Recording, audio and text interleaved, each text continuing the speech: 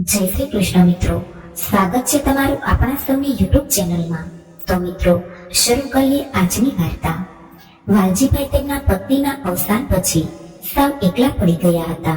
તેથી વર્ષમાં 3-4 મહિના તો તેઓ તેમના પુત્ર અમિત સાથે અમેરિકામાં વિતાવતા હતા. પુત્ર પ્રત્યે તો તેમનો ગાઢ લાગણી સંબંધ હતો, પરંતુ અમિતની પત્ની અને બાળકો તેમને બિલકુલ ગમતા ન હતા.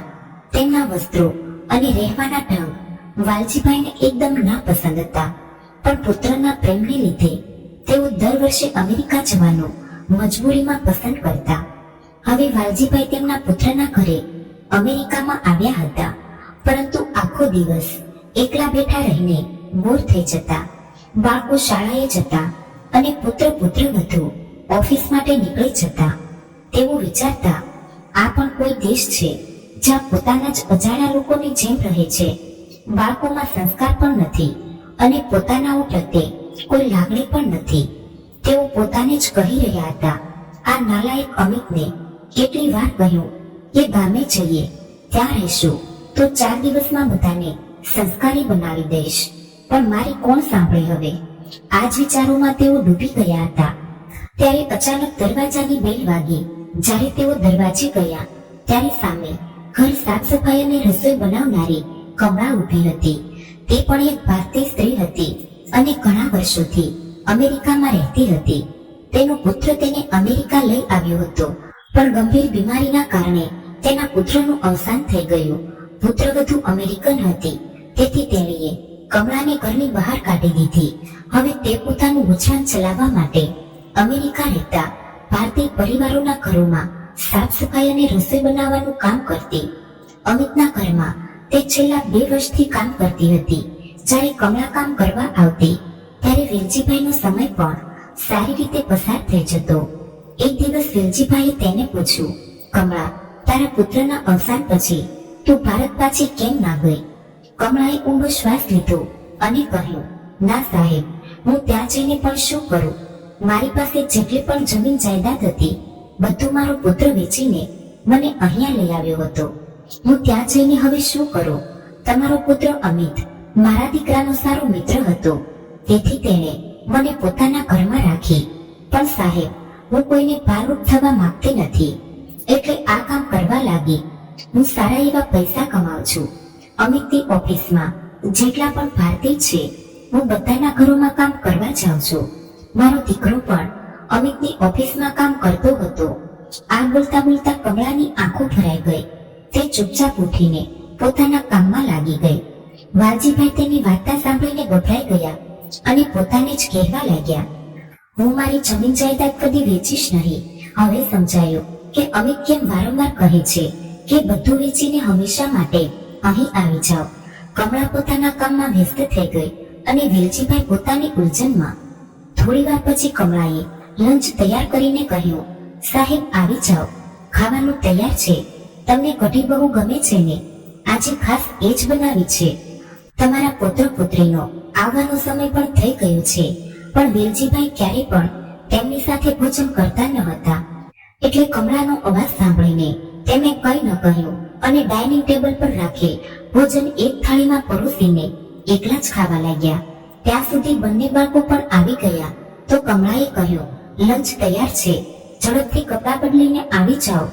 જમ્યા પછી વેલજીભાઈએ કમળાને કહ્યું, કમળા, મારા ચશ્મા નથી મળી રહ્યા, જો તો ક્યાં પડ્યા છે? કમળા બોલી, સાહેબ, તે તો મેં શ્રેયાના રૂમમાં જોયા હતા. વાલજીભાઈ જમ્યા પછી શ્રેયાના રૂમની તરફ ગયા, પણ જેવા જ ઓરડામાં પ્રવેશ્યા કે શ્રેયાએ જોરથી બૂમ પાડી, તમારી હિંમત કેવી રીતે થઈ દરવાજો ખખડાવવા વગર મારા રૂમમાં પ્રવેશ કરવાની? બહાર નીકળી જાઓ. હું કપડાં બદલતી હતી દાદુ. તમને એટલું પણ ભાન નથી કે કોઈના ઓરડામાં જતા પહેલા દરવાજો ખખડાવવો જોઈએ. શ્રેયા તો પહેલેથી જ કપડાં બદલી ચૂકી હતી, પણ ન જાણે કયો ગુસ્સો તે વાલજીભાઈ પર ઉતારી રહી હતી. વાલજીભાઈ તેમની પોતરીની આ હરકત જોઈને સ્તબ્ધ રહી ગયા. શ્રેયા એટલી ઊંચી અવાજે બોલી હતી કે કમળા અને દર્શન પણ ત્યાં પહોંચી ગયા. વેલજીભાઈની આંખોમાંથી આંસુ ઝલકાઈ ગયા. તેમણે ધીમેથી કહ્યું, સોરી બેટા, પણ તે તો કપડાં બદલી લીધા હતા અને મને ખબર નહોતી કે તારા રૂમમાં દરવાજો ખખડાવ્યા વિના પ્રવેશી નહીં શકાય. માફ કરજે, આગળથી ધ્યાન રાખીશ. આમ કહીને વેલજીભાઈ ચશ્મા લીધા વગર જ શ્રેયાના રૂમમાંથી ધીમા પગલે નીકળી ગયા. કમળાએ શ્રેયાના ઓરડામાંથી તેમના ચશ્મા લીધા અને બહાર લાવીને વેલજીભાઈને આપતા કહ્યું, અરે સાહેબ, તમે રડો છો શા માટે? આ અમેરિકા છે, આપણો ભારત નથી. અહીં કોણ ક્યારે શું કરી જાય એનો કોઈ ભરોસો નથી. તમે ચિંતિત ના થાવ, આ કોઈ મોટી વાત નથી. એ છોકરી છે, હમણાં સ્કૂલમાંથી આવી છે, કદાચ થાકી ગઈ હશે, તેથી એના મોઢેથી આવી વાત નીકળી ગઈ હશે. હવે હું જાઉં છું, તમે આરામ કરો. આટલું કહીને કમળા 2 ડગલા ચાલી કે વાલજીભાઈએ કહ્યું, ઊભી રે કમળા. કહેતા તેમણે પોતાનો સામાન સુટકેસમાં ભર્યો અને કહ્યું, હવે ચાલ, હું આ ઘરમાં એક પળ પણ નહીં રહી શકું. કમળાએ આશ્ચર્યથી પૂછ્યું, પણ સાહેબ, હમણાં તમે ક્યાં જશો? શ્રેયા અને દર્શન પણ ત્યાં ઊભા હતા. વેલજીભાઈ બોલ્યા, ક્યાંય પણ નહીં, પણ હવે અહીં નહીં રહી શકું. કમળાએ ફરી કહ્યું, સાહેબ, ઓછામાં ઓછું તમારા પુત્ર અને પુત્રવધૂને તો આવવા દો. વેલજીભાઈ બોલ્યા, મેં એકવાર કીધું ને કે હવે હું અહીં નહીં રહી શકું. આટલું મોટું શહેર છે, ક્યાંક તો હોટલ મળશે જ, ત્યાં રહી લઈશ અને 2-4 દિવસમાં ભારત પાછો ચાલ્યો જઈશ. કમળાએ કહ્યું, સાહેબ, તમે મારા ઘરે ચાલો. જ્યારે અમિત આવશે ત્યાર પછી તમે જ્યાં ઈચ્છો ત્યાં જઈ શકો છો, પણ હમણાં તો હું તમને અહીંથી ક્યાંય એકલા જવા નહીં દઉં. વેલજીભાઈ અને કમળા બંને ઘરની બહાર નીકળી ગયા. દર્શન અને શ્રેયા તેમને જતા જોતા રહ્યા.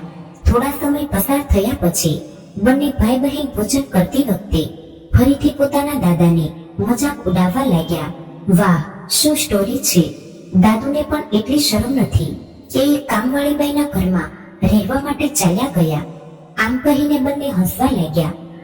કમળાએ વેલજીભાઈનું તેમના ઘરે હૃદયપૂર્વક સ્વાગત કર્યું. વેલજીભાઈને અહીં ખૂબ જ શાંતિ અને સુકૂન મળતો હતો. તેમણે કમળાને કહ્યું, તને અહીંયા એવું તો શું મળી રહ્યું છે જેથી તું આટલી મજબૂતીથી 7 સમંદર પાર નિર્દોષ રીતે અહીંયા રહી રહી છે? અરે જો તારી પાસે પોતાનું ઘર નથી તો મારા ઘરે ચાલ. મને પણ એક બહેનનો સાથ મળી જશે અને તને એક ભાઈનો સહારો. વેલજીભાઈની વાત સાંભળીને કમળા થોડા સમય માટે મૌન થઈ ગઈ અને વિચારતી રહી. પછી તેણે કહ્યું, અહીં રહીને મને એવું લાગે છે કે મારો દીકરો મારી આસપાસ છે. જો હું તમારી સાથે અથવા મારા ગામ જઈશ તો મારા દીકરાની યાદો અહીં સિમટાઈને દફન થઈ જશે. વેલજીભાઈ આ સાંભળીને કંઈ બોલ્યા નહીં. ત્યારબાદ કમળાએ કહ્યું, હું તમારા માટે કંઈ ખાવાનું બનાવી દઉં. તમે આજે બરાબર લંચ પણ કર્યું નથી. આમ કહીને તે રસોડા તરફ ચાલી ગઈ અને વેલજીભાઈ ન જાણે કોઈ ઊંડી વિચારધારામાં ખોવાઈ ગયા. આ બાજુ સાંજે જ્યારે અમિત અને તેની પત્ની ઘરે પરત ફર્યા ત્યારે તેમની પુત્રી શ્રેયાએ તેના દાદા વિરુદ્ધ એવું ઝેર ઉગાડ્યું કે અમિતની પત્ની અગ્નિની જેમ ગુસ્સે થઈ ગઈ. શ્રેયાએ કહ્યું, હું કપડાં બદલતી હતી અને દાદા જાણી જોઈને મારા રૂમમાં આવી ગયા. શ્રેયા આગળ કંઈક વધુ બોલી તે પહેલા જ અમિત ગુસ્સાથી બોલી ઉઠ્યો, બંધ કર શ્રેયા, બોલવાની પણ હદ હોય છે. તું કેટલો ગંદો આરોપ લગાવી રહી છે તારા દાદા પર. ઓછામાં ઓછું તેમની ઉંમરનો તો ખ્યાલ રાખવો તો. ત્યાં જ તેનો ભાઈ દર્શન આગળ આવીને બોલ્યો, દાદાનો કામવાળી બાઈ સાથે પ્રેમ સંબંધ છે એટલે તે આપણું ઘર છોડીને કામવાળીના ઘરમાં રહેવા ગયા છે. આ સાંભળીને અમિત ખૂબ ગુસ્સે થયો અને ક્રોધવશ દર્શન પર હાથ ઉઠાવવાની કોશિશ કરી, પણ તેની પત્ની વચ્ચે આવી અને તેનો હાથ પકડી લીધો. તેણે કહ્યું, તમે આ શું કરો છો? પહેલા તને તારા પિતા દેખાતા નથી અને હવે મારા બાળકોને મારવા આવ્યો છે. મારા દીકરો અને દીકરી કદી પણ ખોટું બોલતા નથી. હવે અમિત માટે કંઈ પણ બોલવું મુશ્કેલ હતું કારણ કે તેની પત્ની અને બાળકો બધા જ તેના વિરુદ્ધ થઈ ગયા હતા. સાંજે જ્યારે કમળા અમિતના ઘરે રસોઈ બનાવવા જવા માટે તૈયાર થઈ રહી હતી ત્યારે વેલજીભાઈએ તેને જતા રોકી અને કહ્યું, આજથી તું કોઈના ઘરે કામ કરવા નહીં જઈશ. શું જરૂર છે તને ઘરોમાં કામ કરવાની? સમજુ કે તું મારી સાથે મારા ગામ જઈ શકે નહીં, પણ હું તો મારી નાની બહેન કમળાના ઘરે રહી શકું ને. તારો ભાઈ જીવતો હોવા છતાં તને ક્યાંય કોઈ કામ કરવાની જરૂર નથી. હું કંઈક નાનું મોટું કામ જોઈ લઈશ જેનાથી આપણે બંને ભાઈ સરળતાથી જીવન જીવી લઈશું. આ સાંભળીને કમળાની આંખોમાં આંસુ છલકાઈ ગયા. તેણે રડતા રડતા કહ્યું, મારો તો કોઈ ભાઈ નહોતો, પણ ઈશ્વરે 7 સમંદર પારથી લાવીને મને એક મોટો ભાઈ આપી દીધો. આટલું કહીને કમળા પોતાના ભાઈને ગળે લાગીને ફફડાટ ભરી રડવા લાગી. ત્યારે અમિત પણ ત્યાં આવી ગયો હતો. તેણે તેના પિતાને કમળા સાથે ભાવાત્મક રીતે જોડાયેલા જોયા અને કોઈ પણ વિચાર્યા વગર ત્યાંથી ચાલ્યો ગયો. અમિતને હવે કંઈ સમજાતું નહોતું કે બાળકો જે કહી રહ્યા છે, શું હું તેને ખોટું સમજું કે હમણાં મેં જે તે પોતાની આંખોથી જોયું તેને સાચું માનું. આગળના દિવસે કમળાએ કહ્યું, ઓછામાં ઓછું અમિતના ઘરે તો ખાવાનું બનાવી દઉં, નહીં તો બાળકો ભૂખ્યા રહી જશે અથવા એ અંગ્રેજણ કંઈ પણ બહારથી ઓર્ડર કરી લાવશે. આ સાંભળીને અમિતના પિતાએ કહ્યું, ભૂખ્યા મરે તો મરે, ત્યારે જ તેમની અક્કલ ઠેકાણે આવશે. હજુ બંને વાત કરી રહ્યા હતા કે કમળાનો ફોન વાગ્યો. જોયું તો અમિતનો જ ફોન હતો. હા અમિત બેટા, કેમ છે? કમળાએ પૂછ્યું. અમિત બોલ્યો, હું તો ઠીક છું આંટી, પણ તમે જે કરી રહ્યા છો એ તમારી આ ઉંમરે યોગ્ય નથી. કમળાએ ફોનને સ્પીકર પર રાખ્યો અને કહ્યું, અમિત બેટા, હું કંઈ સમજી નથી, તું શું કહેવા માંગે છે? અમિત બોલ્યો, આંટી તમે એટલી પણ મૂર્ખ નથી કે મારી વાત તમને સમજાય નહીં. આજે જ્યારે હું પપ્પાને લેવા તમારા ઘરે આવ્યો ત્યારે મેં મારી પોતાની આંખે જોયું કે તમે પપ્પાને ગળે ચોટેલા હતા. આ સાંભળીને કમળાની આંખોમાંથી આંસુ ટપકવા લાગ્યા. વેલજીભાઈ અમિતની બધી વાતો સાંભળી રહ્યા હતા. તેમણે કમળાના હાથમાંથી ફોન લઈ લીધો અને અમિત પર ગુસ્સાથી બોલ્યા, શું બકવાસ કરી રહ્યો છે તું? બોલ, હું તારો બાપ બોલી રહ્યો છું. નાલાયક, અંગ્રેજણ પત્નીનો ગુલામ, શું તને મેં આવા સંસ્કાર આપ્યા છે કે તું આ વયે મારા પર અને કમળાબહેન પર શંકા કરી રહ્યો છે? જરા તારા પરિવારને તો જો, શું ચાલી રહ્યું છે તારા ઘરમાં? તારા બાળકો ઉંમરમાં તો નાના છે, પણ તેમની હરકતો જોઈ છે. અમેરિકા રહેવા આવ્યો અને તારા બધા સંસ્કાર ભૂલી ગયો. તારા જેવા મૂર્ખ માણસ પાસેથી મને એ જ અપેક્ષા હતી. તારા ઘરમાં રહેવા કરતા તો હું કમળાબહેનના ઘરમાં રહેવું વધુ પસંદ કરીશ. આજ પછી જો કમળાબહેન પર આંગળી ઉઠાવી તો મારા કરતા ખરાબ કોઈ નહીં હોય. વેલજીભાઈની વાતો સાંભળીને અમિત કોઈ જવાબ આપી શક્યો નહીં અને ફોન કાપી નાખ્યો. આ બાજુ અમિતના દીકરા દર્શને પૂછ્યું, આજે આપણે કામવાળી નહીં આવે? અમિત બોલ્યો, ના, આજે તે રજા પર છે. ત્યાં જ તેની દીકરી શ્રેયા પણ આવી અને રસોડામાં જઈને ખાવાનું શોધવા લાગી. જ્યારે તેને ખબર પડી કે બધા વાસણ ખાલી છે ત્યારે તેનો ગુસ્સો 7મા આસમાને ઉછળી ગયો. હજી સુધી તે રસોઈ બનાવવા આવી નથી પપ્પા, આ કામવાળીને હવે ઘરમાં ના બોલાવતા. તેણે દાદુને પણ પોતાની ચાળમાં ફસાવી દીધા છે. જુઓ, હજી સુધી જમવાનું રેડી નથી. મને બહુ ભૂખ લાગી છે. ભૂખ લાગી છે તો જઈને તારા મોઢામાં આગ ભરી લે. અમિત ગુસ્સે થઈને બોલ્યો. ત્યાં જ તેની પત્ની ઓરડામાંથી બહાર આવી. તેને જોઈને અમિત તરત શાંત થઈ ગયો. તેણે કહ્યું, તમારા પિતા બહુ હલકટ માણસ છે, નોકરાણીને લઈને ભાગી ગયા છે. આ સાંભળીને અમિત ગુસ્સે થઈને બોલ્યો, ચૂપ થા હવે, તે મારા પિતા છે, તેના વિશે સન્માનપૂર્વક બોલ, નહીં તો મારાથી ભૂંડું કોઈ નથી. પતિનો ગુસ્સો જોઈને પણ તે ક્યાં પાછળ રહેવાની હતી. તેણે કહ્યું, તમે ચૂપ રહો. જો તમને પણ તમારા ડેડી સાથે જવું હોય તો જાઓ, પણ મારા બાળકોની સાથે કાયદેસર રીતે બોલવું નહીં. હા, પત્નીની કડક અવાજે ફરી એકવાર અમિતને મન કરી દીધો. અમિત આજે બે નાવ પર પગ રાખીને ઊભો હતો. એક તરફ તે ભારતીય પિતાના સંસ્કારોથી બંધાયેલો હતો અને બીજી તરફ તેની વિદેશી પત્ની અને બાળકો હતા. તેને કશું સમજાતું નહોતું કે હવે શું કરવું. ક્યારેક તેને લાગતું કે પપ્પાના કારણે તેનું ઘર તૂટી રહ્યું છે, તો ક્યારેક તેને લાગતું કે પત્નીના કારણે તેના પપ્પા તેને છોડીને દૂર જઈ રહ્યા છે. કોઈક રીતે તેણે પોતાની પત્નીને સમજાવી કે પપ્પાને ઘરે લાવવા જોઈએ. પણ ત્યારે જ તેની દીકરી શ્રેયા આવી અને બોલી, મમ્મી, એ વૃદ્ધ માણસને ત્યાં જ રહેવા દો, તે મને બિલકુલ પણ ગમતા નથી. જો પપ્પા તેમને અહીં રાખવા માંગતા હોય તો મને બોર્ડિંગ સ્કૂલ મોકલી દો. 12 વર્ષની શ્રેયા પાસેથી અમિતને આવું સાંભળવા મળશે એ તેણે ક્યારેય વિચાર્યું પણ નહોતું. તેણે પોતાની દીકરીને કહ્યું, તે મારા પિતા છે, જેમ હું તારો પિતા છું તેમ તે પણ મારા પિતા છે. અમિતને આ રીતે પસ્તાવો કરતા જોઈને શ્રેયા પણ સમજી ગઈ અને ચારે જણા કમળાના ઘેર જવા નીકળ્યા. કમળાના ઘરે જ્યારે તેઓ ત્યાં પહોંચ્યા ત્યારે કમળા અને વેલજીભાઈ સાથે બેસીને ચા પી રહ્યા હતા. ત્યારે શ્રેયા બોલી, હેલો કમળા આંટી, તમારી લવ સ્ટોરી કેવી ચાલી રહી છે? આ સાંભળીને કમળા આશ્ચર્યચકિત થઈ ગઈ. તેણે શ્રેયાને જોઈ અને કહ્યું, તું પાગલ થઈ ગઈ છે કે શું? કમળા ઘણા વર્ષોથી અમેરિકામાં રહેતી હતી, તેથી થોડીક અંગ્રેજી ભૂલી શકતી હતી. ત્યારે જ અમિતની પત્ની કમળા તરફ મોટી આંખે જોઈને બોલી, મારી દીકરી બરાબર કહી રહી છે. તને ખબર નથી કે તારી પ્રેમ કહાની આ વૃદ્ધ માણસ સાથે કેવી ચાલી રહી છે?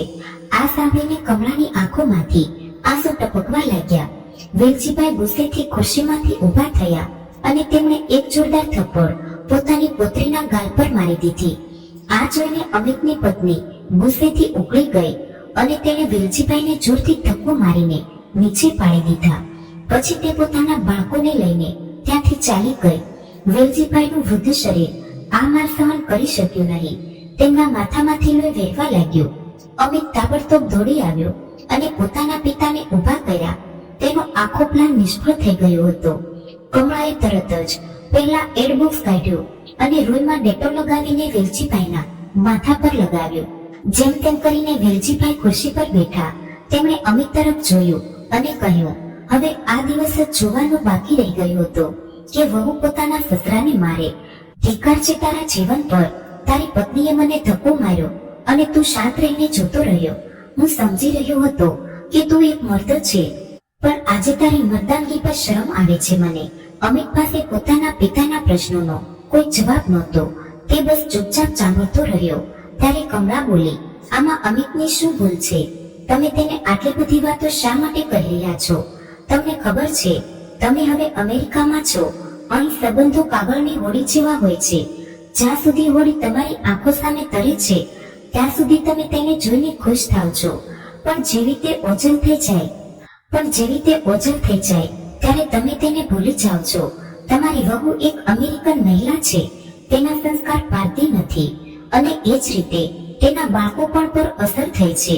તેમણે ક્યારેય ભારત જોયું જ નથી.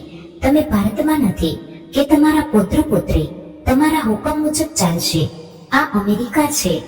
અહીં બાળકો પોતાના માતા પિતાને પણ નથી સંભાળતા, તો પછી તમને શું સંભાળશે? અમિત ખૂબ જ સારો છોકરો છે. તે તો બિચારો બે હોડીઓ પર સવારી કરી રહ્યો છે. એક બાજુ તેને પોતાના પિતાને સુખ આપવું છે અને બીજી બાજુ પોતાની પત્ની અને બાળકોની સાથે જિંદગી વિતાવી છે. તેથી એને એવી કોઈ વાત ન કહો જેનાથી તેનું હૃદય દુખી થાય. તમારે અહીં અમિત સાથે હંમેશા માટે નથી રહેવું, કારણ કે આ તો તમે નક્કી કરીને જ આવ્યા હતા. તો પછી શા માટે તેની પત્ની અને બાળકોની વાતોનું આટલું ખરાબ માનો છો? અમિતની આંખો ભીની થઈ ગઈ. તે ત્યાંથી ચાલ્યો ગયો અને આખી રાત પોતાના પિતાની વાતોને યાદ કરીને રડ્યો. પણ તેની પત્ની અને દીકરીને આ વાતની જરા પણ પરવા નહોતી કે અમિત પર શું વીતી રહી છે. આગળના દિવસે કમળાએ વિચાર્યું કે આ આખી તણાવભરી સ્થિતિ તેના જ કારણે ઊભી થઈ છે. તેણે વાલજીભાઈને કહ્યું, કાલે જે કંઈ થયું તે બધું મારા જ કારણે થયું છે. અમિતની દીકરી શ્રેયા ઉંમરમાં નાની છે, પણ તેના વિચારો ઘણા આગળ વધી ચૂક્યા છે.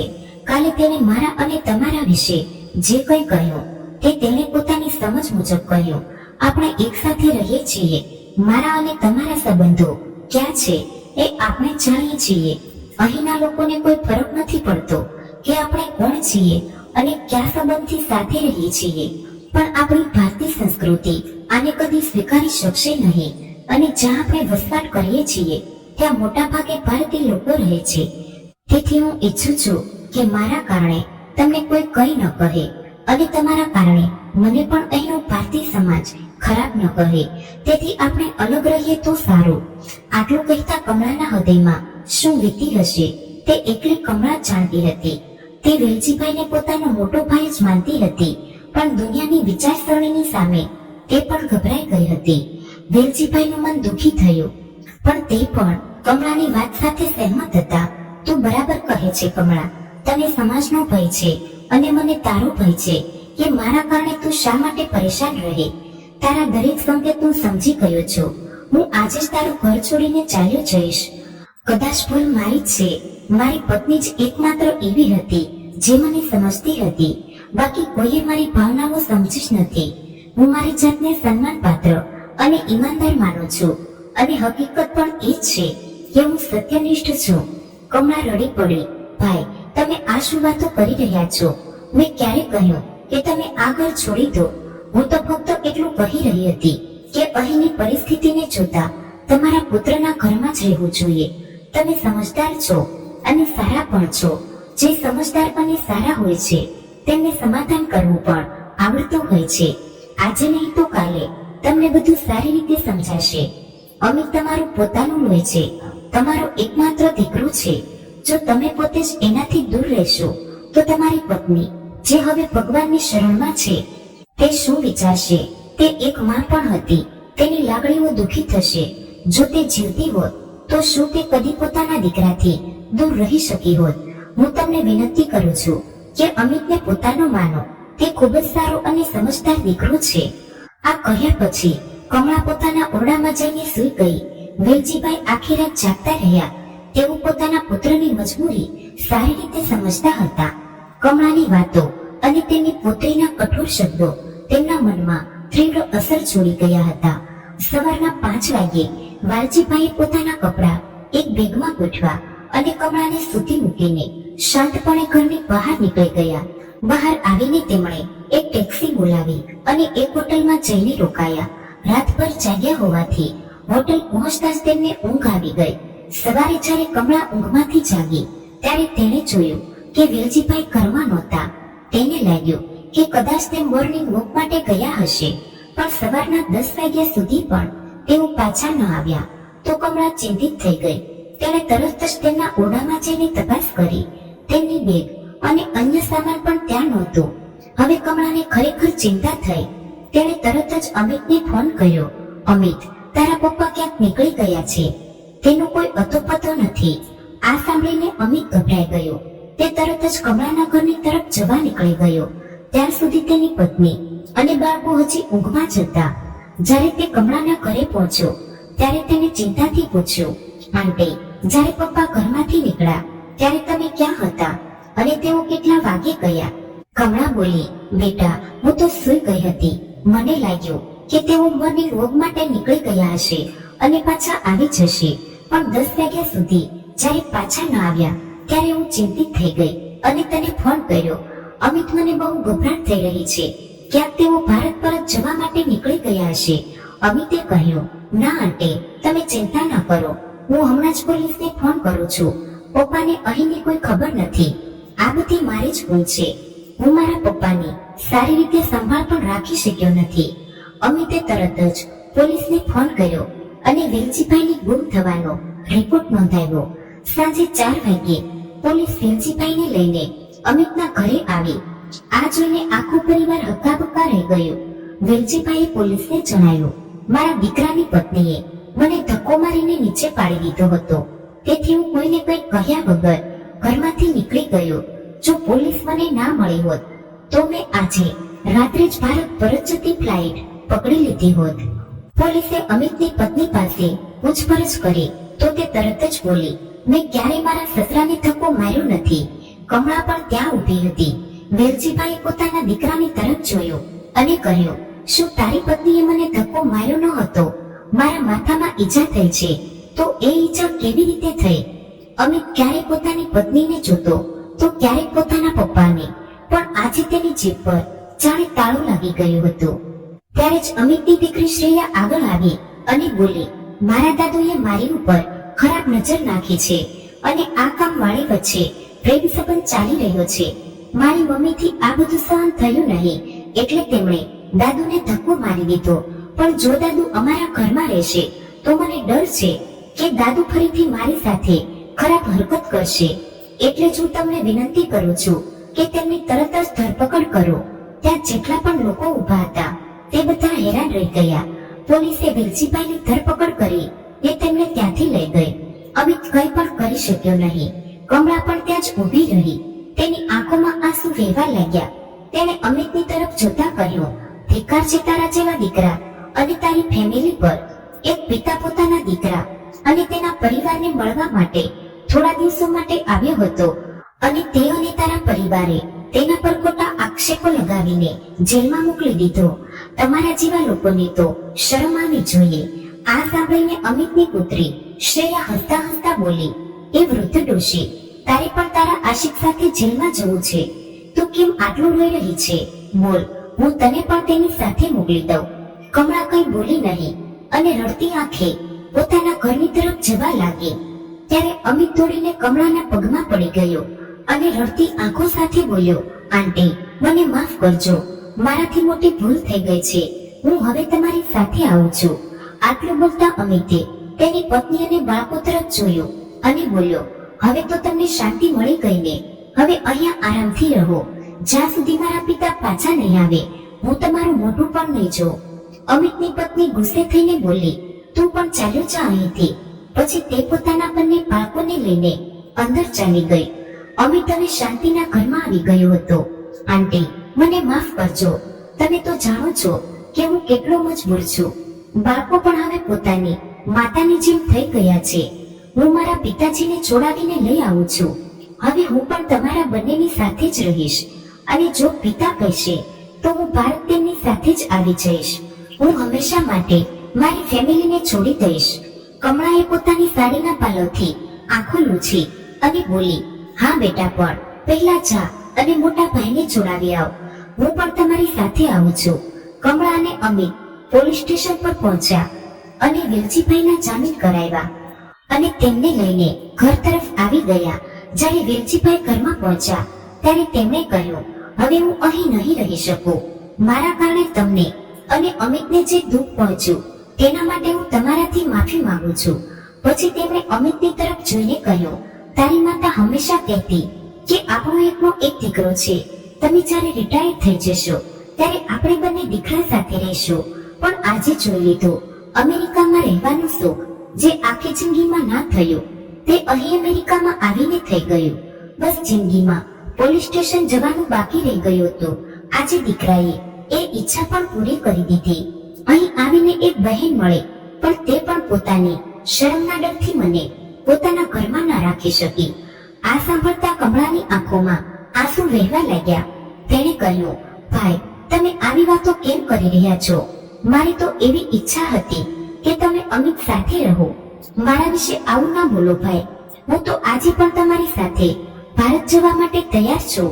અમિતનું ઘર તૂટી ન જાય, હું તો બસ એટલું જ ઈચ્છતી હતી.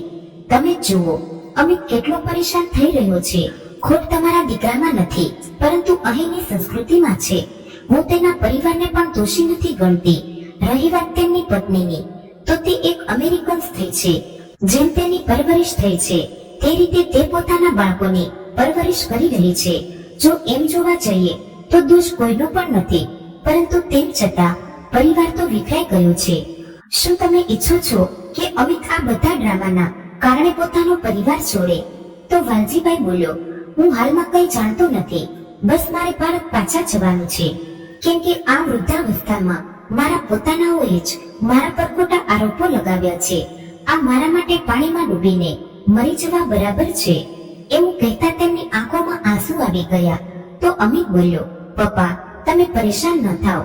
તમારું કહેવું બિલકુલ સાચું છે. હવે હું પણ તમને એ ઘરમાં લઈ જવા માંગતો નથી. જો તમારો નિર્ણય છે કે તમે ભારત પાછા જશો તો હું પણ તમારી સાથે જ આવીશ. હું આજે છૂટાછેડાના પેપર તૈયાર કરાવી લઉં છું. મારા માટે તમારી ઉપર બીજું કંઈ પણ નથી. આ વાતો ચાલી જ રહી હતી કે અચાનક અમિતની પુત્રી શ્રેયાનો ફોન આવ્યો અને તે રોઈ રહી હતી અને બોલી, મહેરબાની કરીને પપ્પા, જલ્દી ઘરે આવો. મમ્મીનો પગ સ્લીપ ખાઈ ગયો છે. મમ્મીના માથામાંથી બહુ લોહી વહી રહ્યું છે. મેં એમ્બ્યુલન્સને કોલ કર્યો છે. તમે જલ્દી હોસ્પિટલ આવજો. પુત્રીની આ વાત સાંભળીને અમિત ચિંતિત થઈ ગયો. તો કમળાએ કહ્યું, અરે ઊભો ઊભો મોઢું શું જોઈ રહ્યો છે? જલ્દી ચાલ, હું પણ તારી સાથે આવું છું. વેલજીભાઈએ પણ આ સાંભળીને સારું લાગ્યું નહીં, તો તેઓ પણ તેમની સાથે હોસ્પિટલ તરફ ચાલ્યા ગયા. ત્યાં પહોંચ્યા તો અમિતની પુત્રી શ્રેયા અમિતને ગળે લગાવીને રડવા લાગી. તો અમિતે તેને પોતાનાથી દૂર કરી અને ડોક્ટર સાથે વાત કરવા લાગ્યો. ડોક્ટરે જણાવ્યું કે તેની પત્નીને માથામાં ગંભીર ઈજા આવી છે અને તેઓ તેમના ઓપરેશનની તૈયારી કરી રહ્યા છે. આ સાંભળતા વેલજીભાઈ ચિંતિત થઈ ગયા અને આંખો બંધ કરીને ભગવાનની પ્રાર્થના કરવા લાગ્યા. આ સમયે અમિતની પુત્રી શ્રેયાએ તેના દાદાને જોયા તો તે ચકિત રહી ગઈ. તે જોઈ રહી હતી કે તેના દાદા ભગવાન આગળ પ્રાર્થના કરી રહ્યા છે અને તેમની આંખોમાંથી આંસુ વહી રહ્યા છે. આ જોઈને શ્રેયા મનમાં ને મનમાં ખૂબ જ પછતાતી હતી કે મેં તેમના સાથે સારો વ્યવહાર કર્યો નથી, પરંતુ તે તેમની સાથે વાત કરી શકી નહીં અને બાજુમાં બેસીને મમ્મી માટે ભગવાન આગળ પ્રાર્થના કરવા લાગી. આ સમયે કમળાએ કહ્યું, ભાઈ તમે આટલા પરેશાન કેમ થાવ છો? તમારે તો ભારત પાછું જવાનું છે, તો જાઓ. વેલજીભાઈએ કમળાની વાત સાંભળી રહ્યા હતા અને સમજતા પણ હતા. તેઓ પોતાના દીકરા પાસે ગયા જે બાળકોને ધીરજ આપી રહ્યો હતો. વેલજીભાઈ અમિત પાસે ગયા અને કહ્યું કે પરેશાન ન થા દીકરા, તારી પત્ની ઠીક થઈ જશે. અમિત ત્યાંથી ઊભો થઈને વેલજીભાઈને ગળે લાગીને ફૂટી ફૂટીને રડવા લાગ્યો. પિતાજી મને માફ કરો અને ભગવાનને પ્રાર્થના કરો કે આ બાળકોના માથા પર તેની માતાનો છાંયો બન્યો રહે. હું જાણું છું કે આ બાળકો તે સંસ્કારોથી અજાણ છે જે તમે મને આપ્યા છે. હું તે સંસ્કાર તેમને આપી શક્યો નથી. વેલજીભાઈએ તેમના પુત્ર અને પુત્રીના માથા પર હાથ રાખીને કહ્યું, તમારે બંનેને હવે વધારે રોવાનું નથી બેટા. તમારી મમ્મીને કંઈ નહીં થાય, તે થોડા સમયમાં ઠીક થઈ જશે. અહીંયા આજે શ્રેયાને ખબર નહીં કેમ આમ એકાથી બુદ્ધિ આવી ગઈ કે તે પોતાના દાદુના પગે પડીને રડતા બોલી, મહેરબાની કરીને દાદુ મને માફ કરી દો. મેં બહુ ખોટા આરોપ લગાવ્યા હતા તમારા ઉપર. વેલજીભાઈ કહે, ચાલ ઉઠ બેટા, હવે રોવું બંધ કર. ચાલ આપણે બંને મળીને તારી મમ્મીના ઠીક થવા માટે ભગવાનની આગળ પ્રાર્થના કરીએ. કમળા સહિત આખો પરિવાર ભગવાન પાસે પ્રાર્થના કરવા લાગ્યો. શ્રેયા આજે સાચે જ બદલાઈ ગઈ હતી. ના જાણે કેટલી વખત શ્રેયાએ પોતાના દાદુને સોરી કહ્યું હતું. કમળાએ કહ્યું, હવે માફ પણ કરો ભાઈ, આ તો નાદાન છે અને તમારા પુત્ર પુત્રી પણ છે. વાલજીભાઈએ બંને બાળકોના માથા પર હાથ રાખી અને તેમને પોતાના ગળે લગાવ્યા. ત્યારે ડોક્ટર પણ આવીને કહ્યું, ઓપરેશન સફળ થઈ રહ્યું છે. થોડા સમય પછી તમે તેમને મળી શકો છો. આ સાંભળીને બધાએ રાહતનો શ્વાસ લીધો અને ભગવાનનો આભાર માનતા રહ્યા. બંને બાળકોએ પોતાની મમ્મીને દૂરથી જોઈ તો બંનેની આંખો આંસુઓથી ભરાઈ ગઈ. બધા લોકો અમિતની પત્નીને ઘેરીને ઊભા હતા. ત્યારે અમિતની પત્નીએ હાથ જોડીને પોતાના સસરાને કહ્યું, મને માફ કરી દો પિતાજી, મારાથી બહુ મોટી ભૂલ થઈ ગઈ છે. હું હવે આવું કદી નહીં કરું. મને હવે સમજાઈ ગયું કે એક પિતાની મહત્વતા શું હોય છે. જો તમે ભારત પાછા જાઓ છો તો અમે પણ તમારી સાથે આવશું. આ સમયે અમિતે પણ પોતાના પિતાને કહ્યું, મહેરબાની કરીને પિતાજી આ બધાને માફ કરી દો અને તેમને સ્વીકારી લો. વેલજીભાઈને તેમને પણ માફ કરી દીધા. આજે આખો પરિવાર ખુશ હતો. 2 દિવસ પછી અમિતની પત્ની ઘરે આવી. કમળા પણ હવે અમિતના ઘરમાં રહેવા લાગી અને વેલજીભાઈ પણ તેમના પરિવાર સાથે અમેરિકામાં ખુશીનું જીવન વિતાવતા હતા. તો મિત્રો, વાર્તા પસંદ આવી હોય તો ચેનલને લાઈક અને સબસ્ક્રાઇબ જરૂરથી કરી દેજો, જેથી કરીને અમારા નવા વિડીયોની માહિતી તમને મળતી રહે. તો ફરી મળીશું એક નવી વાર્તા સાથે. ત્યાં સુધી આપ સૌને જય શ્રી કૃષ્ણ, રાધે રાધે, હર હર મહાદેવ.